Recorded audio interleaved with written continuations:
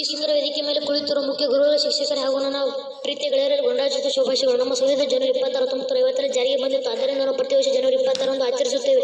British ಆಳ್ವಿಕೆಯಿಂದ ನಮ್ಮ ದೇಶ 1947 August 15 ಸ್ವತಂತ್ರವಾಯಿತು. ನಂತರ ನಮ್ಮ ದೇಶಕ್ಕೆ ತನ್ನದೇ ಸಂವಿಧಾನ ಹೊಂದಿರಲಿಲ್ಲ. ಬದಲಿಗೆ ಬ್ರಿಟಿಷ್ ಕಾನೂನುಗಳಿಂದ ಆಡಳಿತ ನಡೆಸುತ್ತಿತ್ತು. ನಂತರ ಚರ್ಚೆಗಳು ಮತ್ತು ತಿದ್ದುಪಡಿಗಳ ನಂತರ ಡಾಕ್ಟರ್ ಬಿ. ಆರ್. ಅಂಬೇಡ್ಕರ್ ನೇತೃತ್ವದ ಸಮಿತಿ ಭಾರತ ಸಂವಿಧಾನ ಕರಡನ್ನು ಸಲ್ಲಿಸಿತು. ನವೆಂಬರ್ 26, 1949 ಅಂಗೀಕರಿಸಲಾಯಿತು ಮತ್ತು ಅಧಿಕೃತವಾಗಿ ಜನವರಿ 26, 1950 ಜಾರಿಗೆ ತರಲಾಯಿತು. ನಮ್ಮ ಭಾರತದ ಸಂವಿಧಾನವು 26ಕ್ಕೆ ಅಸ್ತಿತ್ವಕ್ಕೆ ಬಂದಿತು.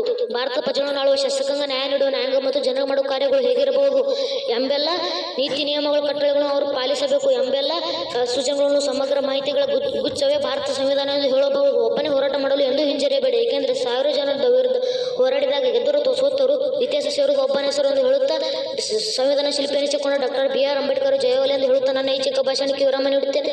ಜೈ ಹಿಂದ್, ಜೈ ಭಾರತ್.